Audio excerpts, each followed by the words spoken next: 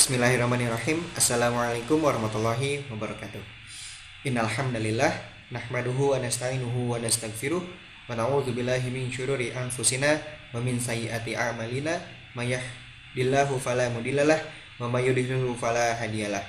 Asyhadu an la ilaha illallah wa asyhadu anna Muhammadan abduhu wa rasuluhu la nabiyya ba'da. Gimana kabarnya teman-teman semua? Insya Allah dalam keadaan sehat dan selalu dalam rahmat Allah Subhanahu Wa Taala. Kembali lagi dengan saya Farid Abdullah Helmi. Di video kali ini aku bakalan coba bahas beberapa ayat-ayat akidah, yang dimana ayat-ayat akidah yang akan aku bahas ini tuh secara umum mereka menjelaskan suatu peringatan suatu peringatan Allah kepada kita sebagai umat manusia, bahwa bagaimana cara kita untuk menggunakan akal, pikiran dan juga perasaan yang telah dianugerahkan oleh Allah Subhanahu wa taala kepada kita untuk bisa mengambil petunjuk yang telah Allah berikan melalui firman-firman-Nya ataupun fenomena-fenomena di sekitar kita. Untuk ayat yang akan aku bahas untuk video kali ini itu ada dua.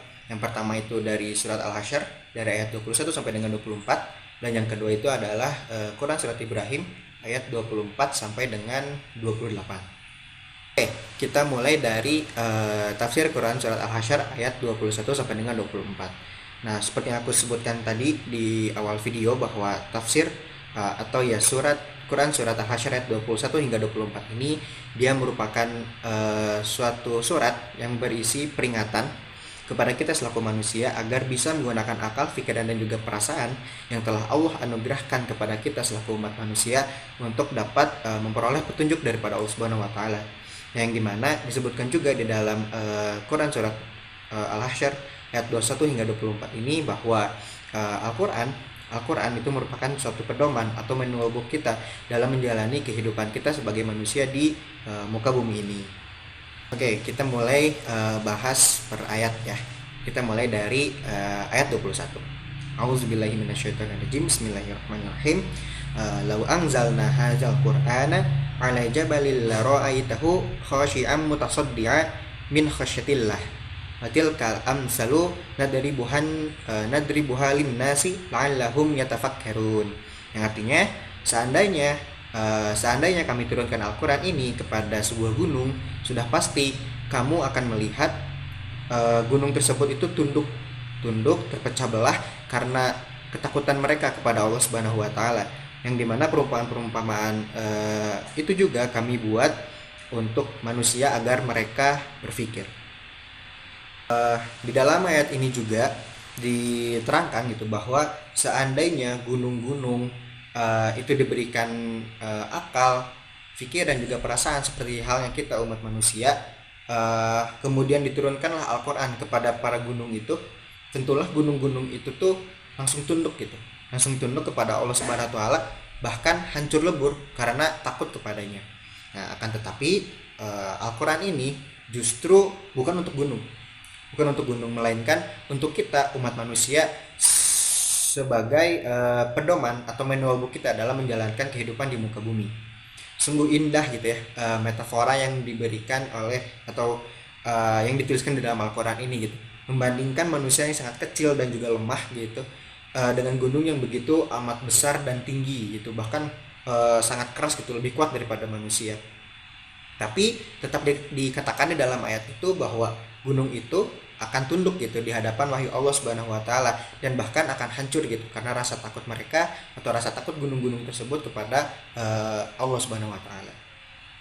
Nah, maka dari itu ayat ini menjadi suatu peringatan yang keras gitu kepada manusia, bahwa apabila kita selaku manusia gitu tidak mau menggunakan akal, pikiran bahkan perasaan kita gitu yang telah Allah anugerahkan kepada kita gitu, maka sejatinya ketika mereka memang tidak mau menggunakan hal tersebut, mereka itu akan lebih banyak terpengaruh oleh hawa nafsu atau bahkan oleh kesenangan hidup, yang dimana segala sesuatu dalam kehidupan ini tuh hanya sifat sementara, sehingga hal itu dapat menutup akal dan juga pikiran mereka, karena manusia ini atau kita itu akan takut gitu kehilangan pengaruh atau bahkan kehilangan kedudukan kita, kehilangan jabatan, harta, kekayaan dan lain sebagainya, yang bahkan ketika mereka benar-benar tidak mau menggunakan akal pikiran mereka untuk bisa mencari petunjuk Allah gitu ya dalam kehidupan ini, maka sejatinya mereka tidak akan mau mengikuti kebenaran yang telah Allah tuliskan di dalam Al-Quran.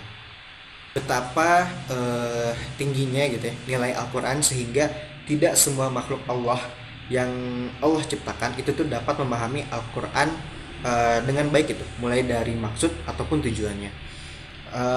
Bahkan untuk memenuhi mohon maaf maksud saya untuk beberapa orang gitu, ketika memang hendak untuk mencoba memahami isi daripada Al-Quran, maka dia mesti memenuhi beberapa syarat tertentu.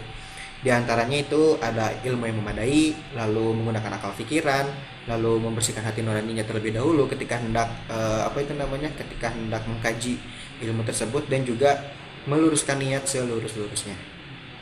Keadaan manusia yang saya sebutkan tadi itu, yang dimana mereka tidak mau gitu ya untuk menggunakan akal pikiran dan perasaan mereka untuk bisa menemukan petunjuk Allah dalam firman-Nya, itu juga disebutkan juga di dalam Al-Quran, Quran surat 2 ayat 74, yang artinya kemudian setelah itu hatimu menjadi keras sehingga hatimu seperti batu, bahkan lebih keras.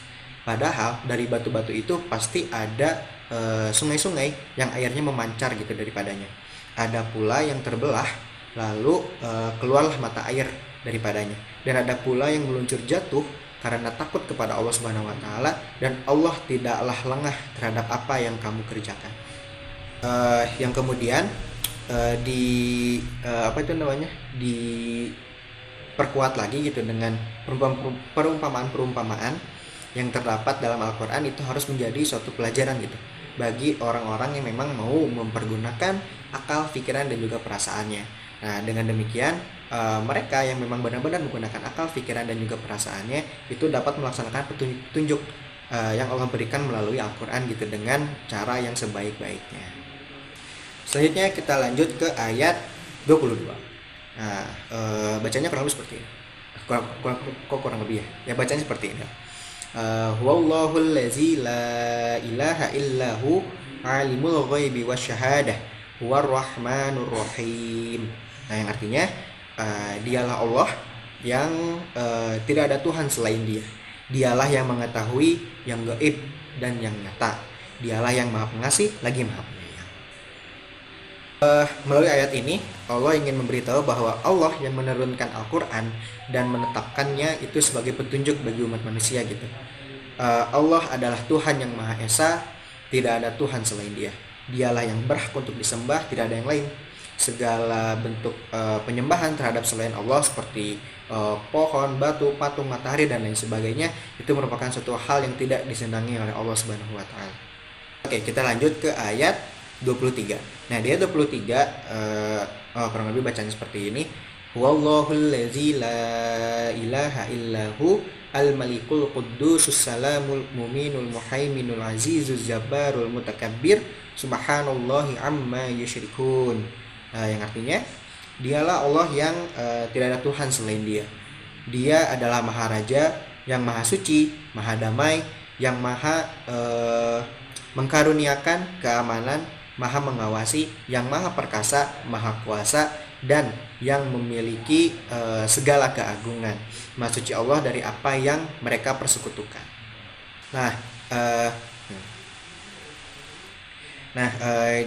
Di ayat ini sudah mulai banyak sekali nama-nama Allah yang disebutkan gitu ya, yang dimana secara tidak langsung itu menegaskan bahwa Allah itu Tuhan yang Maha Esa, menegaskan sifatnya Allah gitu, sifatnya Allah.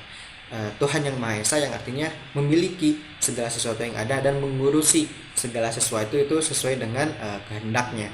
Yang Maha Suci dari segala macam bentuk kecacatan dan juga kekurangan. Jadi tidak mungkin kalau Allah itu memiliki kekurangan atau kecacatan gitu dalam dirinya. Yang Maha Sejahtera yang artinya itu Maha memelihara keamanan, keseimbangan, dan juga kelangsungan hidup seluruh makhluknya, baik itu kita manusia, hewan, tumbuhan, dan lain sebagainya. Maha Perkasa, Allah itu tidak pernah menganiaya makhluknya gitu, tetapi memang tuntunannya itu memang sangatlah tegas gitu. Dia juga Maha Besar. Allah ini Maha Besar. Nah, yang dimana maksud daripada Maha Besar dan juga Maha Suci ini itu tidak ada suatu hal yang bisa bagi kita selaku manusia itu mempersekutukannya seperti itu. Selanjutnya di ayat 24. Wallahul khaliqul bari'ul musawwiru lahul asmaul husna yusabbihu lahu ma fis samawati wal ardh wa huwal azizul hakim. Nah, yang artinya dialah Allah yang Maha Pencipta yang mewujudkan dari tiada dan yang membentuk rupa. Dia memiliki nama-nama yang indah. Allah memiliki nama-nama yang indah, apa yang di langit dan di bumi gitu. Dan bahkan dalam artinya pun dituliskan senantiasa apa yang di langit dan di bumi senantiasa bertasbih kepadanya. Dialah yang maha perkasa lagi maha bijaksana. Melalui ayat ini gitu, Allah ingin memberitahu bahwa Allah itu adalah pencipta seluruh makhluknya, baik kita manusia, hewan, bahkan tumbuhan. Allah yang mengadakan seluruh makhluk dari yang awalnya itu tidak ada menjadi ada, yang membentuk makhluk sesuai dengan tupoksinya, sesuai dengan tugasnya dan juga sifatnya masing-masing. Yang dimana Allah sendiri itu mempunyai sifat-sifat yang indah atau nama-nama yang indah, nama yang agung yang tidak dipunyai oleh makhluk lain, baik itu kita selaku manusia selain daripada Allah gitu. Jadi hanya Allah yang memiliki nama-nama agung dan sifat-sifat yang indah. Dan kepadanya lah kita bertasbih dan memuji segala yang ada di langit dan di bumi. Sebetulnya yang menjadi titik poin gitu ya dalam beribadah kepada Allah Subhanahu wa taala itu adalah keikhlasan hati, kekhusyuan dan juga ketundukan kepada Allah gitu, dengan wasilah atau dengan kita yang membaca ayat-ayat itu, sehingga diharapkan hal-hal baik itu dapat muncul gitu melalui peribadahan itu. Dan semoga gitu apa yang kita doakan itu diterima oleh Allah. Yang dimana hal ini juga pernah disabdakan oleh Rasulullah SAW. Sesungguhnya Allah mempunyai 99 nama, 100 kurang 1. Barang siapa yang bisa menghafal, menghayati dan juga meresapi nama-nama Allah yang tadi, niscaya dia akan masuk surga. Nah, yang dimaksud menghayati dan juga meresapi gitu ya di hadis yang saya bacakan itu benar-benar memahami sifat-sifat Allah gitu, merasakan yang namanya keagungannya, kebesarannya dan juga kekuasaannya atas seluruh makhluk yang ada di muka bumi gitu. Kita juga bisa merasakan kasih sayangnya yang dimana pada akhirnya itu berdampak pada kita yang menghasilkan ketundukan, kepatuhan dan juga kekhusyuan gitu kepada setiap orang yang dimana dia melakukan ibadah gitu kepada Allah Subhanahu wa taala. Jadi saya sebutkan di awal video bahwa kita akan membahas dua ayat akidah gitu. Nah, yang keduanya kita akan bahas Quran surat Ibrahim ayat 24 hingga 28. Nah, dalam Quran surat Ibrahim ayat 24 hingga 28 ini itu dalam surat ini berbicara perihal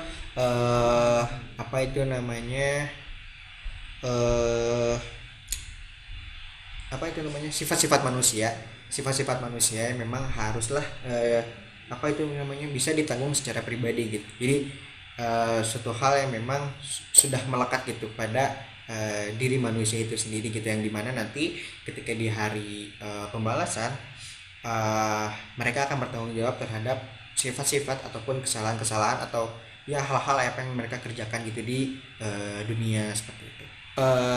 Di samping tadi dalam Quran surat Ibrahim ayat 24 hingga 28 ini juga di dalamnya itu memberitakan kepada kita umat muslim kabar gembira yang dimana apabila kita senantiasa gitu ya berusaha lurus mengikuti aturan agama, mengikuti segala macam larangannya dan menaati perintahnya gitu kan atas dasar iman gitu, dasar iman dan amal kita selama hidup, maka Allah akan menjanjikan surga gitu kepada kita dengan segala macam kenikmatannya seperti itu. Nah, di ayat 24 itu bercerita seperti ini. Alam tara kaifa daraballahu masalan kalimatan thayyibatan kasajaratin thayyibah asluha sabitu wa faruha fis sama. Ya, yang artinya tidaklah engkau memperhatikan bagaimana Allah itu telah membuat perumpamaan kalimat thayyibah, kalimat-kalimat yang baik yang dimana perumpamaannya itu seperti kalau dalam ayat ini itu seperti pohon yang baik, pohon yang baik, akarnya yang kuat, cabang yang menjulang tinggi ke langit. Perumpamaan yang juga disebutkan gitu ya dalam ayat yang saya bacakan tadi di ayat ke-24 surat Ibrahim, itu tuh merupakan suatu perumpamaan mengenai kata-kata ucapan yang baik gitu. Kata-kata ucapan yang baik misalnya kata-kata yang mengandung ajaran tauhid seperti la ilaha illallah, atau kata-kata lain yang memang mengajak manusia untuk berbuat kebajikan dan menghindari kemungkaran. Kata-kata tadi atau ya kata-kata semacam itu diumpamakan sebagai pohon gitu, pohon yang baik gitu, yang dimana akarnya ini dia teguh menghujam ke bumi. Akar bagi pohon itu kan sebetulnya memiliki dua fungsi utama, dia punya dua tupoksi. Yang pertama itu menghisap air dan juga unsur hara gitu yang ada di dalam tanah, dan yang kedua itu menopang si pohon itu biar dia tetap berdiri tegak gitu. Jadi apabila akarnya itu tidak dapat lagi mengambil unsur-unsur hara ataupun tidak bisa lagi menghisap air atau bahkan tidak bisa menopang pohon tadi dengan tegak gitu, maka lambat laun pohon itu akan mati, akan rusak gitu. Nah, sedangkan akar pohon yang dimana ketika dia berfungsi dengan baik, maka akan dapat menyalurkan unsur-unsur hara yang ada di dalam tanah tadi ke setiap bagian pohon gitu, mulai dari batangnya, rantingnya, daunnya, dan yang pada akhirnya pertumbuhan pohon ini pun menjadi lebih baik gitu. Batangnya menjulang tinggi, rantingnya banyak, daunnya lebat, buahnya banyak, dan lain sebagainya. Nah, dalam hal ini Allah menganalogikan itu dengan agama Islam. Nah, yang dimana agama Islam ini tuh sejatinya mengajarkan kita kepada umat manusia agar senantiasa membiasakan diri gitu, menggunakan ucapan yang baik atau melakukan suatu hal yang memang berfaedah dan juga bisa bermanfaat bagi orang lain. Karena ucapan seseorang itu dapat menunjukkan juga wataknya, kepribadiannya, serta adab dan juga sopan santunnya kepada orang lain. Begitupun sebaliknya, setiap muslim itu harus bisa menjauhi gitu ucapan-ucapan yang memang tidak baik, atau ucapan-ucapan yang jorok gitu, atau ya ucapan-ucapan yang ketika orang lain mendengarnya itu malah menimbulkan rasa sakit hati. Nah, selanjutnya di ayat berapa sekarang? 25 Bismillahirrahmanirrahim. Tu'ti ukulaha kullahinin biizni rabbiha wa yadribullahu amsala linnasi la'allahum yatazakkarun. Nah, yang artinya dan menghasilkan buahnya pada setiap waktu dengan seizin Tuhannya. Allah membuat perumpamaan yang pohon di ayat 24 tadi disebutkan untuk manusia itu agar mereka dapat mengambil pembelajaran. Nah, yang dimana melalui ayat ini juga Allah SWT itu memerintahkan kepada Nabi Muhammad SAW agar beliau ini tuh menyampaikan berita gembira kepada orang-orang yang beriman. Nah, kan sifat ciri daripada berita gembira itu adalah berita yang menimbulkan kegembiraan gitu. Dalam arti memang sebenarnya bagi orang-orang yang mau menerima ataupun mendengar berita tersebut. Berita gembira yang hendak disampaikan ini tuh hanya ditunjukkan kepada mereka-mereka yang memang bekerja dan juga berusaha dengan sebaik-baiknya sesuai dengan tujuan yang digariskan oleh agama. Nah, karena itu Allah menyuruh Rasulullah menyuruh Nabi gitu untuk menyampaikan berita gembira itu kepada mereka yang beriman dan juga berbuat baik. Nah, iman yang dihargai oleh Allah Subhanahu wa taala adalah iman yang memang hidup. Jadi iman yang dibuktikan dengan amal kebajikan gitu. Nah, sebaliknya Allah itu tidak akan menghargai gitu amal apabila tidak berdasarkan dengan iman yang benar. Nah, pada ayat 25 ini Allah Subhanahu wa taala itu menyebut perkataan beriman dan berbuat baik gitu. Karena mau bagaimanapun berbuat baik itu adalah hasil daripada iman, kan seperti itu. Nah, pada ayat 25 ini juga disebutkan gitu bahwa balasan yang akan diterima gitu oleh orang-orang yang beriman itu adalah surga gitu dengan segala macam kenikmatan yang ada di dalamnya. Selanjutnya di ayat 26 saya bacakan terlebih dahulu ayatnya. A'udzubillahi minasyaitonirrajim. Bismillahirrahmanirrahim. Wa masalu kalimatin khabisatin kasajaratin khabisatin tusat min fauqil ardi ma laha min qaror. Nah, yang artinya adapun perumpamaan seperti pohon yang buruk, akar-akarnya telah dicabut dari permukaan bumi dan tidak dapat tegak sedikit pun. Nah, yang dimana dalam hal ini ada sebuah penegasan yang disampaikan oleh Allah gitu, bahwa Allah itu berkuasa terhadap sesuatu zat, terhadap sesuatu yang ada di dunia ini, dan dialah zat yang maha besar. Bahkan dengan perumpamaan yang telah dinilai remeh gitu oleh sebagian kaum, ternyata di balik perumpamaan tersebut ada hikmah besar gitu yang bisa dipetik, dan dimana Allah memulai perumpamaan tersebut itu dengan dengan makhluk-makhluk kecil seperti nyamuk, pohon gitu kan, dan lain sebagainya. Nah, selanjutnya itu ada di kita lanjut ke ayat 27. Saya berikan dulu ayatnya. Auzubillahi minasyaitonirrajim. Bismillahirrahmanirrahim. Yusabbitullahu allazina amanu bil qawlis tsabiti fil hayatid dunya wa fil akhirah. Wa yudillullahu dzalimin wa yaf'alullahu ma yasha. Nah, yang artinya Allah meneguhkan orang-orang yang beriman dengan ucapan yang teguh dalam kehidupan di dunia dan juga di akhirat. Allah menyisakan orang-orang yang zalim, dan Allah juga berbuat apa yang Dia kehendaki. Nah, dalam ayat ini Allah mencoba untuk menjelaskan kepada kita umat manusia bahwa Allah yang meneguhkan hati-hati orang mukmin dengan ucapan-ucapan yang baik dan juga ucapan-ucapan yang meneguhkan hati mereka, baik dalam kehidupan di dunia ataupun nanti kelak di akhirat. Dengan demikian ada hubungan timbal balik antara iman dengan ucapan yang baik dan juga teguh gitu. Iman mendorong seseorang untuk senantiasa menggunakan ucapan yang baik dan juga teguh gitu. Sebaliknya, ucapan yang baik itu dapat memelihara keteguhan iman seseorang.